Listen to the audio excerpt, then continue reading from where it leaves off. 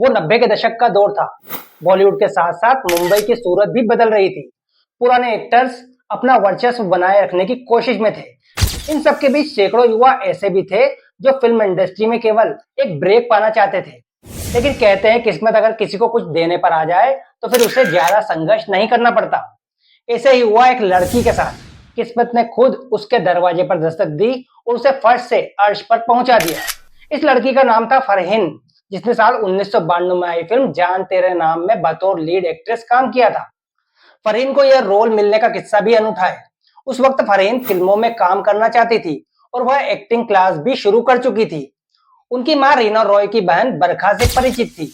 ऐसे में उन्होंने बरखा जी से फरहीन के फोटोशूट के संबंध में बात की। बरखा जी ने एक प्रसिद्ध फोटोग्राफर के यहाँ फोटोशूट कराने की सलाह दी। इस फोटोशूट में करीब 5,000 रुपए खर्च होना थे। ऐसे में जैसे तैसे फोटोशूट कराया गया। वे प्रसिद्ध फोटोग्राफर मुंबई की एक बिल्डिंग में रहा करते थे। यहीं पर फरहीन का फोटोशूट हुआ था। इसी बिल्डिंग में फिल्म जान तेरे नाम के प्रोड्यूसर भी रहते थे। एक दिन अचानक उनका उन फोटोग्राफर के स्टूडियो जाना हुआ। यहाँ उन्होंने फरहीन के कुछ फोटोग्राफ्स देखे और उनके संबंध में जानकारी जुटाई। इसके बाद उन्होंने फरहीन को बुलाया और जान तेरे नाम में लीड रोल ऑफर कर दिया। फरहीन के लिए यह किसी सपने से कम नहीं था। इस फिल्म का मुहूर्त भी 2 दिनों के बाद था। ऐसे में जल्दबाजी में फरहीन के कपड़े बनाए गए। 2 दिनों के बाद फरहीन जान तेरे नाम फिल्म के मुहूर्त में शामिल हुई। यहाँ फिल्म के मुख्य अभिनेता रोनित रॉय सहित फिल्म की पूरी टीम मौजूद थी। रिलीज के बाद इस फिल्म ने बॉक्स ऑफिस पर इतना गदर मचाया कि फरहीन और रोनित रॉय रातों रात स्टार बन गए। नदीम श्रवण के म्यूजिक से सजी इस फिल्म के गाने युवाओं की जुबान पर थे। चारों ओर फरहीन और रोनित रॉय की चर्चा होने लगी थी। इस फिल्म के बाद भी फरहीन ने कई फिल्मों में काम किया, जिसमें अक्षय कुमार के साथ सैनिक जैसी फिल्म भी शामिल थी। इस फिल्म में वे अक्षय की बहन बनी थी, जबकि एक अन्य फिल्म में उन्होंने अक्षय के अपोजिट काम किया था। उस दौर में फरहीन की प्रेम कहानी के किस्से भी काफी चर्चाओं में रहे। उन्हें मशहूर क्रिकेटर मनोज प्रभाकर से प्रेम हो गया था। इन दोनों की मुलाकात एक जिम में हुई थी। मनोज शादीशुदा थे। फरहीन उनके नजदीक आ रही थी, लेकिन मनोज मेंटली इसके लिए तैयार नहीं थे। हालांकि बाद में धीरे धीरे दोनों एक दूसरे के करीब आते गए।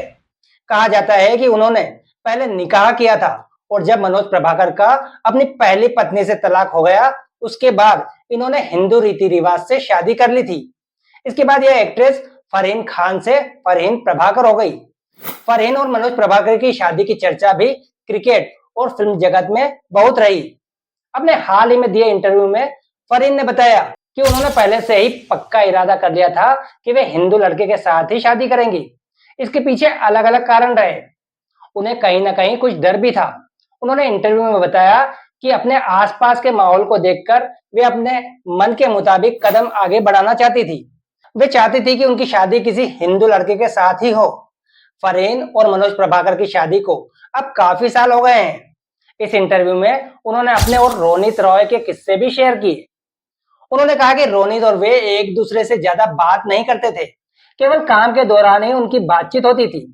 ऐसे में दोनों एक दूसरे को ज्यादा अच्छी तरह से नहीं जान पाए। अपने दौर में फरहीन की तुलना माधुरी दीक्षित से भी की जाती थी। उन्हें उस वक्त छोटी माधुरी कहा जाता था। उनकी शक्ल माधुरी दीक्षित से काफी मिलती जुलती थी। यही कारण था कि उन्हें माधुरी दीक्षित से कंपेयर किया जाने लगा। उन्होंने इंटरव्यू में बताया कि माधुरी दीक्षित उस वक्त अपना एक अलग मुकाम बना चुकी थी। ऐसे में उनसे तुलना करना एक अलग ही अनुभव था। फरहीन ने कई साल तक फिल्मों में काम करने के बाद लंबा ब्रेक ले लिया और अपने फैमिली बिजनेस में बिजी हो गई। अगले वीडियो में हम उनकी जिंदगी के और भी किस्से बताएंगे। आप हमसे जुड़े रहिएगा। फिल्मों से जुड़ी खबरें और फिल्म रिव्यू के लिए इस वीडियो को लाइक और हमारे चैनल को सब्सक्राइब करें।